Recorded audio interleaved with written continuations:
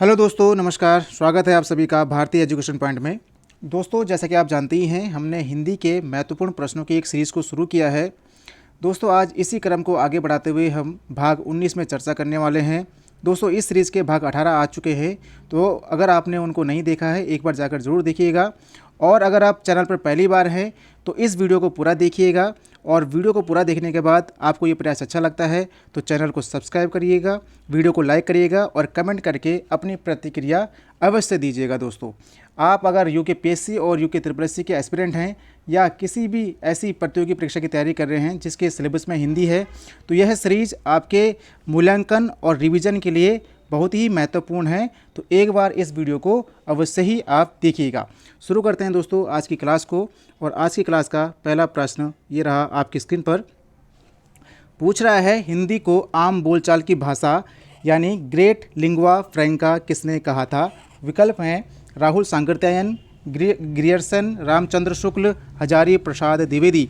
तो most important प्रश्न दोस्तों ये है, कई बार एग्जाम में पूछा जाता है और इसका सही आंसर हो जाएगा विकल्प बी, ग्रियर्सन ने कहा था हिंदी को आम बोलचाल की भाषा। ठीक है, तो ध्यान रखिएगा, हिंदी को आम बोलचाल की भाषा या ग्रेट लिंग्वा फ्रैंका कहा ग्रियर्सन ने। बढ़ेंगे अगले प्रश्न में, और प्रश्न नंबर 2 में पूछ रहा है दोस्तों, तत्सम तद्भव युग्मों में सुमेलित है, यहाँ पे आपको सुमेलित है बताना है।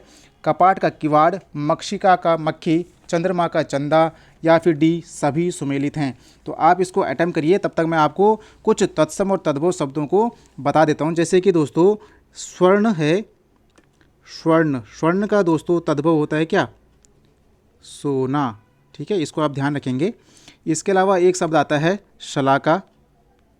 तो शलाका भी क्या है? एक तत्सम शब्द है और इसका तद्भव होता है सलाई। ठीक है, इसके अलावा कोकिल, ये आपने बहुत बार देखा होगा। तो कोकिल का जो तद्भव है ये हो जाता है कोयल। ठीक है, तो ये इंपॉर्टेंट कुछ तत्सम तद्भव पूछे जाते हैं जो मैंने यहाँ पे लिखे। और अगर हम इस प्रश्न के आंसर की बात करते हैं तो दोस्तों इसमें सभी सुमेलित हैं। कपाट का किवाड़ होता है, मक्षिका का मक्खी होता है और चंद्रमा का चंदई होता है। इसमें पहला वर्ड जो है वो तत्सम है और दूसरा शब्द जो है वो क्या है? तद्भव है। बढ़ेंगे प्रश्न नंबर 3 में। पूछ रहा है दोस्तों, निम्न में कौन सा शब्द फारसी भाषा का नहीं है? विकल्प हैं आतिशबाजी, कुश्ती, जिंदगी, मलेरिया। तो फटाफट से इसके आंसर करिए, तब तक मैं फारसी भाषा के और शब्द आपके सामने लिख देता हूँ। तो फारसी भाषा के जो और शब्द बार बार पूछे जाते हैं, जैसे एक हो गया खरगोश। यहाँ पे खरगोश की वर्तनी गलत हो गई है, तो खरगोश कैसे? खरगोश। ठीक है, एक तो हो गया खरगोश, ये फारसी भाषा का शब्द है। इसके अलावा आता है एक आमदनी, जादू। ठीक है, बाकी आतिशबाजी भी हो गया, कुश्ती भी हो गया और ज़िंदगी भी हो गया। यहाँ पे जो मलेरिया है दोस्तों, ये फारसी भाषा का शब्द नहीं है, ये है किसका? अंग्रेजी भाषा का शब्द है। ठीक है, अंग्रेजी भाषा का शब्द है मलेरिया। ठीक है, और इसको कैसे लिखते हैं? MALARRIA। ठीक है, तो ये अंग्रेजी भाषा का शब्द है मलेरिया, तो आप ध्यान रखेंगे। बाकी ये आतिशबाजी, कुश्ती और ज़िंदगी फारसी भाषा के शब्द हैं। बढ़ेंगे प्रश्न नंबर 4 में। पूछ रहा है दोस्तों, निम्न में से किस शब्द में उपसर्ग और प्रत्यय दोनों का प्रयोग हुआ है? सम्मति, संगति, संग्रहालय या फिर डी इन सभी में। तो आपको ध्यान रखना है कि किसी भी शब्द के जो आगे जुड़ता है वो हो जाता है उपसर्ग, और जो किसी भी शब्द के पीछे जुड़ता है वो हो जाता है प्रत्यय। पास से प्रत्यय और पास से पीछे आप ध्यान रखेंगे। तो उपसर्ग आपको हमेशा ध्यान रखेगा कि उपसर्ग किसी भी शब्द के आगे लगता है। अगर हम बात करते हैं दोस्तों इसके आंसर की, तो इसका आंसर बिल्कुल हो जाएगा यहाँ पे, जो भी लोग डी कर रहे हैं उनका गलत हो जाएगा, क्योंकि इसका आंसर है विकल्प सी। जो संग्रहालय है इसमें उपसर्ग भी है और प्रत्यय भी है। किस प्रकार? सम, धन, ग्रह प्लस आलय। ठीक है, आलय हो गया, यहाँ पे ग्राह्य हो गया। तो सम ग्रह आलय, यहाँ पे जो मूल शब्द है वो ग्रह हो जाएगा, और जो सम है ये उपसर्ग हो गया, और आलय यहाँ पे हो गया क्या? प्रत्यय। वहीं अगर हम बात करते हैं सम्मति की, तो ये हो जाता है सम धन मति। ठीक है, इसके अलावा संगति का भी क्या होता है? समगति। ठीक है, तो इस प्रकार इसमें क्या है? उपसर्ग और इसमें सिर्फ केवल इन दोनों में क्या है? उपसर्ग ही उपसर्ग हैं, प्रत्यय नहीं है। तो इस प्रकार इसका आंसर हो जाएगा विकल्प सी। संग्रहालय में उपसर्ग भी हैं और प्रत्यय भी हैं। बढ़ेंगे प्रश्न नंबर 5 की ओर। निम्न विशेष्य विशेषण युग्मों में सुमेलित नहीं है। इनमें जो है पहला पद विशेष्य है, दूसरा विशेषण है। आप बताइए किसमें कौन सा इसमें सुमेलित नहीं है। तब तक हम विशेषण विशेष्य को देखते हैं दोस्तों। जैसे बार बार पूछा जाता है अपेक्षा, तो अपेक्षा का विशेषण क्या होता है दोस्तों? अपेक्षित। ठीक है, अपेक्षा का होता है अपेक्षित। इसके अलावा अधिकार का अधिकार का विशेषण क्या होता है? आधिकारिक हो गया। इसके अलावा जो बार बार पूछा जाता है क्या होता है? आधार का आधारित। आधार का विशेषण आधारित। ठीक है, अगर हम इस प्रश्न की बात करते हैं कि इसमें सुमेलित नहीं है, तो दोस्तों अनुराग का अनुरक्त ही होता है, अलंकार का अलंकृत ही होता है विशेषण, आरोहण का विशेषण आरूढ़ ही होता है। लेकिन जो भय है दोस्तों, भय का डर नहीं होता, भय का विशेषण होता है भयानक। ठीक है, तो ये आप ध्यान रखेंगे। भय और डर तो एक दूसरे के समानार्थी हो गए, तो जो भय होगा भय का विशेषण शब्द बनेगा भयानक। ठीक है, आप ध्यान रखेंगे। प्रश्न नंबर 6 की ओर बढ़ते हैं। यहाँ पे पूछ रहा है विलोम शब्दों के युग्मों में सुमेलित नहीं है। उन्मूलन का रोपण, मूक का वाचाल, पुरस्कार का तिरस्कार, भूत का वर्तमान। तो फटाफट से इसका आंसर बताइए। तब तक मैं कुछ और यहाँ पे आपके लिए लिख देता हूँ और इनको भी आप साथ में नोट करिएगा। इसके बारे में तब तक आप सोचिए दोस्तों। जैसे बार बार पूछा जाता है कृपण, तो कृपण का विलोम होता है दानी। कृपण का मतलब होता है कंजूस और दानी का मतलब दान करने वाला। इसके अलावा एक पूछा जाता है बार बार प्रसारण। प्रसारण का होता है आकुंचन। ठीक है, प्रसारण का मतलब फैलाओ और आकुंचन का मतलब हो गया सिकुड़ना। ठीक है, एक आता है क्या? श्री गणेश। श्री गणेश और श्री गणेश का विलोम, श्री गणेश का मतलब होता है किसी भी काम को शुरू करना और इसका विलोम हो जाता है इतिश्री। इतिश्री का मतलब किसी काम को समाप्त करना। आते हैं अपने प्रश्न पर। तो यहाँ पे जो युग्मों में सुमेलित नहीं है वो हो जाएगा दोस्तों विकल्प डी। भूत का वर्तमान नहीं होता, भूत का जो विलोम होता है वो हो जाएगा भविष्य। ठीक है, तो आपको ध्यान रखना है उन्मूलन का विलोम होता है रोपण, मूक का होता है वाचाल और पुरस्कार का होता है तिरस्कार, भूत का होता है भविष्य। बढ़ेंगे अगले प्रश्न में और प्रश्न नंबर 7 को देखते हैं। पूछ रहा है निम्न में से सभा शब्द का पर्यायवाची नहीं है। सम्मिलित, परिषद, बैठक, महावर्तन। तो ये यूपी पीएससी में कहीं पूछा गया प्रश्न है, तो वही मैंने वहाँ से उठाया इसको। तो सभा शब्द का पर्यायवाची नहीं है दोस्तों। इसमें जो हो जाएगा इसका आंसर ये हो जाएगा सम्मिलित। बाकी दोस्तों परिषद भी है, बैठक भी है और महावर्तन भी है। सम्मिलित की जगह अगर ये हो जाता सम्मेलन, तो उस केस में दोस्तों ये सभा का क्या हो जाता? एक पर्यायवाची बन जाता। लेकिन ये लिखा हुआ है सम्मिलित, और सम्मिलित किसी के होने का एक गुण बता रहा है, बोध बता रहा है कि कोई सम्मेलन में सम्मिलित हुआ है, उसके बारे में बता रहा है। बाकी सभा के बारे में जानकारी नहीं मिल रही यहाँ पे। ठीक है, प्रश्न नंबर 8वें को देखते हैं। पूछ रहा है जूतम पैजार मुहावरे का अर्थ है, विकल्प हैं लूट मचाना, छीना झपटी करना, किसी वस्तु की अधिकता होना, लड़ाई झगड़ा होना। तो फटाफट से इसका आंसर करिए दोस्तों। इसका जो सही आंसर यहाँ पे होने वाला है ये हो जाएगा क्या? लड़ाई झगड़ा करना। जूतम पैजार का अर्थ होता है लड़ाई झगड़ा करना। ठीक है, तो इसको आप ध्यान रखें। बढ़ते हैं दोस्तों अगले प्रश्न की ओर और अगला प्रश्न है दोस्तों यहाँ पे प्रश्न नंबर 9 की ओर हम बढ़ते हैं। पूछ रहा है निम्न में अभिकारी शब्द कौन से होते हैं? संज्ञा, सर्वनाम, विशेषण, क्रिया विशेषण। तो आपको पता है कि रूप प्रयोग और व्याकरण के आधार पर शब्द 2 प्रकार के होते हैं, विकारी और अभिकारी। ठीक है, विकारी शब्द कौन से हुए? तो जिन शब्दों में क्या होता है लिंग, वचन और कारक से परिवर्तन हो जाता है। विकार का अर्थ होता है दोस्तों परिवर्तन। ठीक है, परिवर्तन। ठीक है, तो जिनमें लिंग, वचन और कारक के हिसाब से परिवर्तन हो जाएगा वो होते हैं विकारी शब्द, और जिनमें कोई परिवर्तन नहीं होगा वो हो जाते हैं अविकारी शब्द। तो जो यहाँ पे विकारी शब्द होते हैं दोस्तों वो होते हैं संज्ञा, सर्वनाम, विशेषण और इसके अलावा दोस्तों होता है क्रिया। ठीक है, ये 4 प्रकार के जो शब्द हैं ये हो जाते हैं विकारी शब्द। और इस प्रकार इसका जो आंसर हो जाएगा निम्न में अविकारी शब्द कौन से होते हैं? तो ये हो जाएगा क्रिया विशेषण। जिस प्रकार विकारी शब्दों के 4 प्रकार हैं उसी प्रकार अविकारी शब्दों के भी 4 भेद होते हैं। कौन कौन से? तो जिसमें एक तो आता है क्रिया विशेषण। ठीक है, क्रिया विशेषण हो गया। इसके अलावा संबंध बोधक अभिकारी। इसके अलावा समुच्चय बोधक, इसके अलावा विस्मयादिबोधक, ठीक है। तो ये 4 जो होते हैं अभिकार्य हो जाते हैं, इनमें लिंग, वचन और कारक से कोई परिवर्तन नहीं होता है। मोस्ट इंपॉर्टेंट है, ध्यान रखिएगा। ये जो अभिकार्य शब्द हैं, इन्हीं शब्दों को क्या कहते हैं? अव्यय कहते हैं। तो इन जब ये कभी पूछ ले तो ये और दोनों एक ही हैं, तो इनसे आप कंफ्यूज मत होना। बढ़ेंगे 10वें प्रश्न की ओर और पूछ रहा है दोस्तों यहाँ पे, निम्न में से कौन सा लुटेरा शब्द में प्रयुक्त प्रत्यय है? विकल्प हैं एरा, रा, आ या फिर डी ईरा।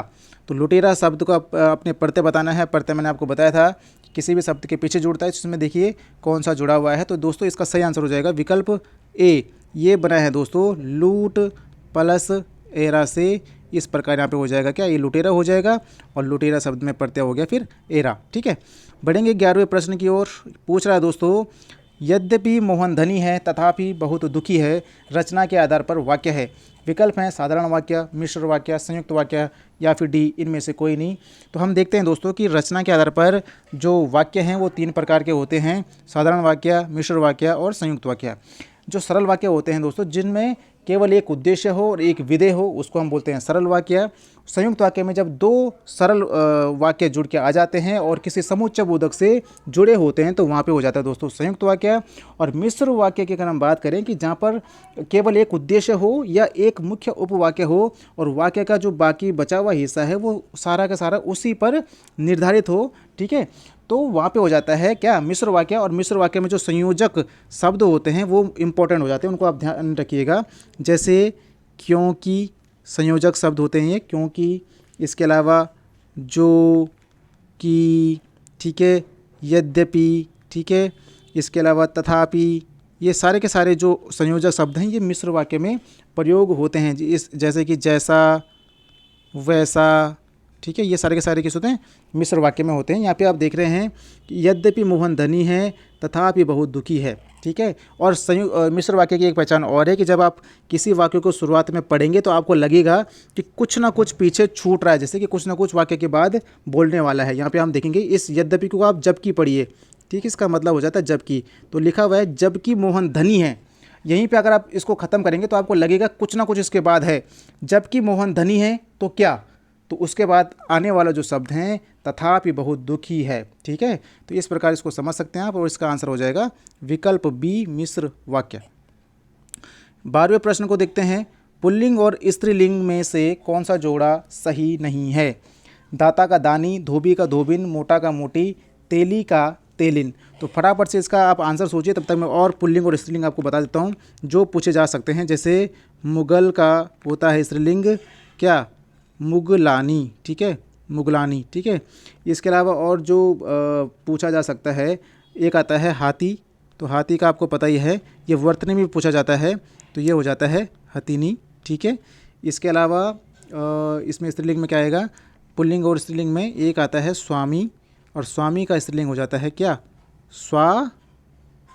क्या हो जाता है? बताइए फटाफट से, सोचिए क्या हो जाता है? क्या हो जाएगा? स्वामिनी। क्या हो जाएगा? स्वामिनी, ठीक है। इस प्रकार हम बात करते हैं, यहाँ पे इस प्रश्न की बात करते हैं तो इसका दोस्तों जो गलत हो जाएगा ये हो जाएगा क्या? दाता का दानी नहीं होता। क्या नहीं होता? दाता का होता है दात्री। क्या होता है? दात्री, ठीक है, दाता का दात्री होता है स्त्रीलिंग। बढ़ेंगे प्रश्न नंबर 13 की ओर। पूछ रहा है दोस्तों, हरियाली शब्द क्या है? व्यक्तिवाचक संज्ञा, जातिवाचक संज्ञा, भाववाचक संज्ञा या फिर डी विशेषण। तो दोस्तों जो हरियाली शब्द है ये ना तो व्यक्तिवाचक संज्ञा है, ना यहाँ पे जातिवाचक संज्ञा है और ना ही विशेषण है। ये है दोस्तों भाववाचक संज्ञा। हरियाली, जब आप कभी मसूरी जाते हैं या कहीं पहाड़ों में जाते हैं तो हम क्या बोलते हैं यहाँ पे? कितनी हरियाली है। तो हरियाली क्या है? एक भाव पैदा होता है हरियाली शब्द से, और इसलिए ये दोस्तों भाववाचक संज्ञा हो जाती है। प्रश्न नंबर 14 की ओर बढ़ते हैं। संज्ञा के स्थान पर प्रयुक्त होने वाले शब्द को क्या कहते हैं? अव्यय, सर्वनाम, क्रिया या फिर डी विशेषण। तो सिंपल सा प्रश्न है, इसका आंसर आपने एकदम से कर लिया होगा। इसका हो जाएगा सर्वनाम। जैसे हम बोलेंगे कि राम खाता है, ठीक है, तो आपको पता है कि ये जो राम है ये संज्ञा है, इसकी जगह हम राम को हटा कर बोल देंगे केवल वह खाता है। तो हमने राम को नहीं यहाँ पे लिया, उसकी जगह वह ले लिया है, और वह क्या है? एक सर्वनाम है, ठीक है। तो जो संज्ञा के स्थान पर प्रयोग होते हैं वो सर्वनाम हो जाएगा। प्रश्न नंबर 15 की ओर बढ़ते हैं। व्याकरण की दृष्टि से कौन सा शब्द विशेषण नहीं है? विकल्प हैं भयभीत, निर्भीक, भीरु या फिर डी भय। तो अगर आपको विशेषण नहीं है पहचानना है तो आप सबके पीछे एक संज्ञा लगा दीजिए। जैसे हम बात करते हैं भयभीत आदमी, ठीक है, भयभीत आदमी, इसके अलावा निर्भीक आदमी, ठीक है, इसके अलावा भीरु आदमी और भय आदमी, ठीक है। अगर हम इन चारों को पढ़ते हैं तो भयभीत आदमी, ये आदमी का गुण है कि वो डरा हुआ है। निर्भीक आदमी, ये भी आदमी का गुण है कि वो निडर है। भीरु का अर्थ होता है दोस्तों डरपोक आदमी, तो ये भी उसका क्या हो गया, गुण हो गया और एक विशेषण है आदमी का। अब भय को करेंगे तो भय आदमी से कुछ बन नहीं रहा है, ठीक है। तो भय का जो विशेषण रूप मैंने आपको अभी क्वेश्चन में बताया था कि भय का क्या होता है, भयानक होता है विशेषण। और अगर हम बात करते हैं भयानक आदमी कर देंगे तो यहाँ पे स्पष्ट हो जाएगा कि जो आदमी है, आदमी का गुण क्या है, भयानक है, ठीक है। तो यहाँ पे जो गलत हो जाएगा व्याकरण की दृष्टि से कौन सा शब्द विशेषण नहीं होगा, तो ये हो जाएगा विकल्प डी भय, क्योंकि भय का विशेषण होता है भयानक, ठीक है। बढ़ते हैं 16वें प्रश्न की ओर।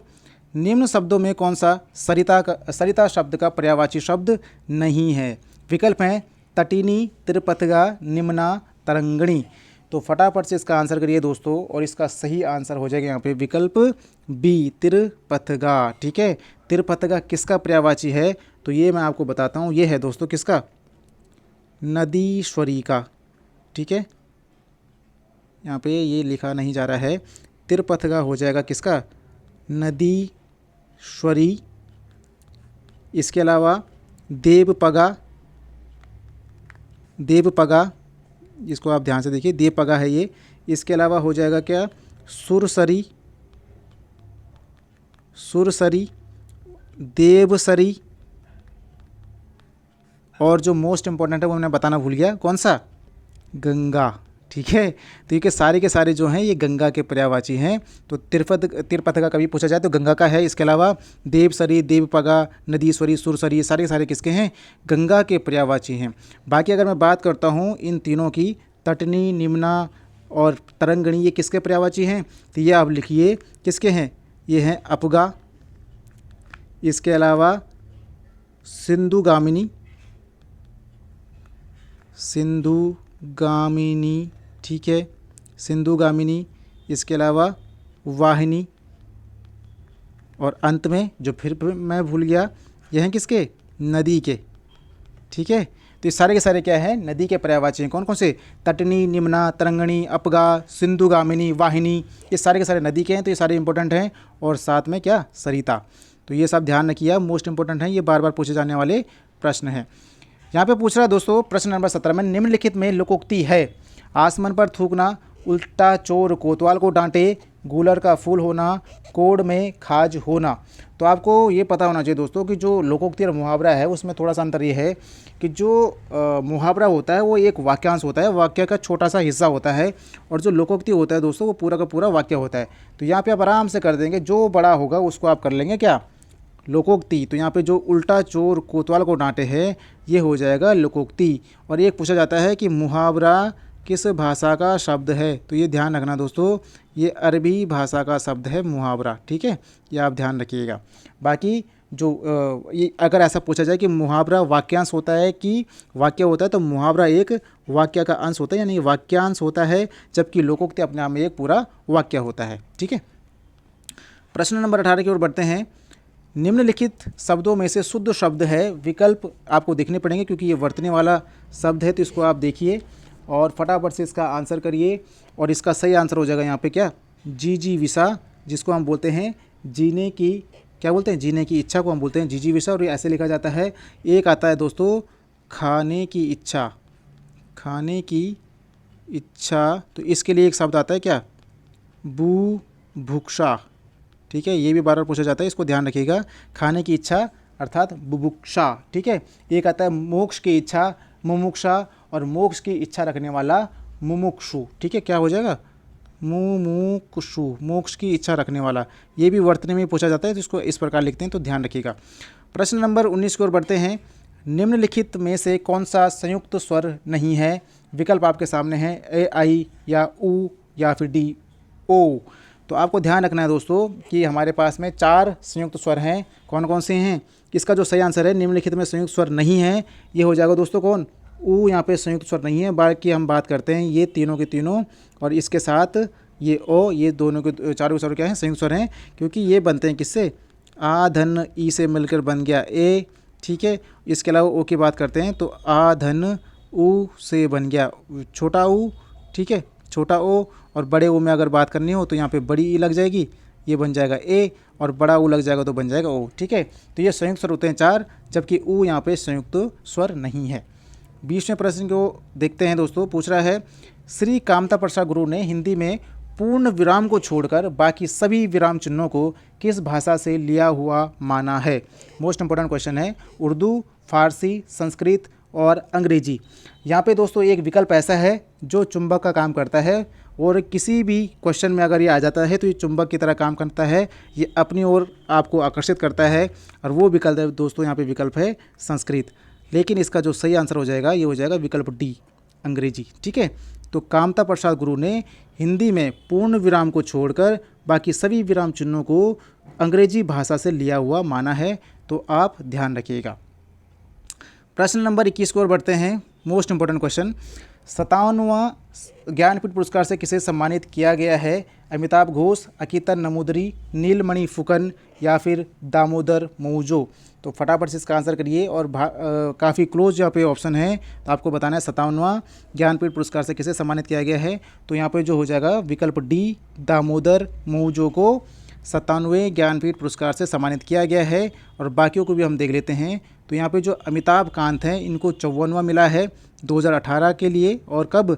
अंग्रेजी भाषा के लिए मिला है। अकीतन नमूदरी 55वां 2019 मलयालम, नीलमणि फुकन 56वां 2020 असमिया, और दामोदर मौजो 57वां 2021 कोंकणी भाषा के लिए। मोस्ट इंपॉर्टेंट है, इसका चाहे तो आप स्क्रीनशॉट लेके इसको याद कर लीजिएगा।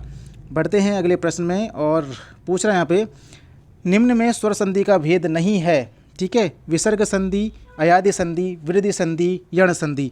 तो आपको पता है कि संधियाँ 3 हैं। व्यंजन संधि, ठीक है, व्यंजन संधि, विसर्ग संधि, ठीक है, इसके अलावा स्वर संधि, ठीक है। और स्वर संधि के 5 भेद हो जाते हैं। कौन कौन से?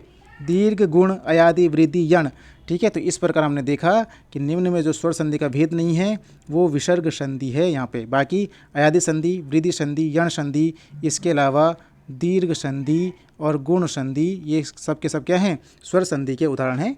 5 प्रकार हैं स्वर संधि के। प्रश्न नंबर 23 को देखते हैं।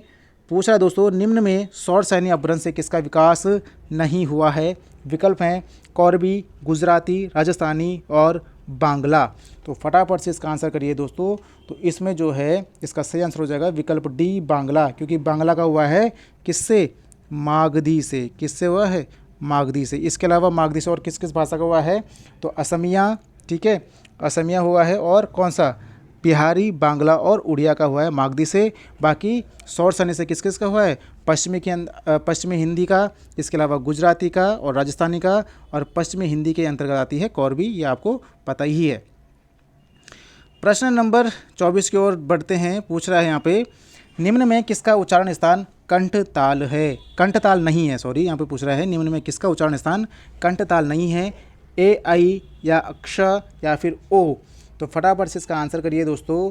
इसका हो जाएगा यहाँ पे आंसर क्या? विकल्प डी। यहाँ पे विकल्प डी आंसर हो जाएगा, क्योंकि ये कौन सा है? ये है दोस्तों कंठ ओष्ठ्य, ठीक है। कंठ और ओष्ठ्य का यहाँ पे क्या उच्चारण स्थान होता है? किसमें? ओ में। बाकी ये तीनों के तीनों का उच्चारण स्थान क्या है? कंठ तालु। तो मोस्ट इंपॉर्टेंट है, ये भी ध्यान रखिएगा। आज के आखिरी प्रश्न की ओर बढ़ते हैं, और आपके लिए एक कमेंट करने के लिए प्रश्न है, तो उसको भी देखिएगा आप। पूछ रहा है दोस्तों, प्रगतिशील लेखक संघ की स्थापना कब हुई थी? मोस्ट इंपॉर्टेंट क्वेश्चन है, इसको ध्यान से देखिए। 1960, 1953, 1957, 1936। तो दोस्तों इसमें ज़्यादा समय नहीं लेंगे।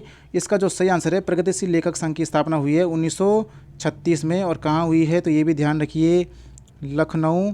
और इसकी जब स्थापना हुई तो इसके अध्यक्ष कौन थे? प्रेमचंद थे इसके अध्यक्ष। इसके अलावा अगर हम बात करते हैं 1960 की, तो 1960 में केंद्रीय हिंदी निदेशालय की स्थापना हुई, केंद्रीय हिंदी निदेशालय। 53 की बात करते हैं तो संगीत नाटक अकादमी की स्थापना है 53 में। अकादमी। इसके अलावा 1957 में NBT क्या हुआ, तो नेशनल बुक ट्रस्ट हो जाता है। तो ये चारों डेटों से हमने कुछ ना कुछ यहाँ पे नोट किया है, मोस्ट इंपॉर्टेंट है, चारों के चारों ध्यान रखिएगा। 1960 केंद्रीय हिंदी निदेशालय, 1953 संगीत नाटक अकादमी, 1957 NBT यानी कि नेशनल बुक ट्रस्ट, और 1936 में होता है प्रगतिशील लेखक संघ, जिस लखनऊ में, और इसकी अध्यक्षता किसने करी थी, या अध्यक्ष कौन थे, प्रेमचंद।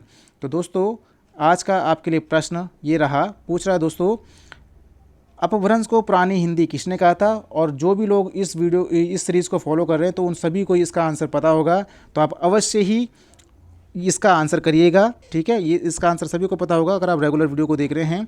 बाकी दोस्तों आज की क्लास का ये 25 प्रश्न पूरे होते हैं, और अगर आप यहाँ तक पहुँच गए हैं, आपको ये प्रयास अच्छा लग रहा है, तो वीडियो को लाइक करिए, चैनल को सब्सक्राइब करिए, और कमेंट करके अपनी प्रतिक्रिया अवश्य दीजिए, और मोस्ट इम्पॉर्टेंट मोटिवेट रहिए, रेगुलर पढ़ते रहिए। बहुत बहुत धन्यवाद दोस्तों।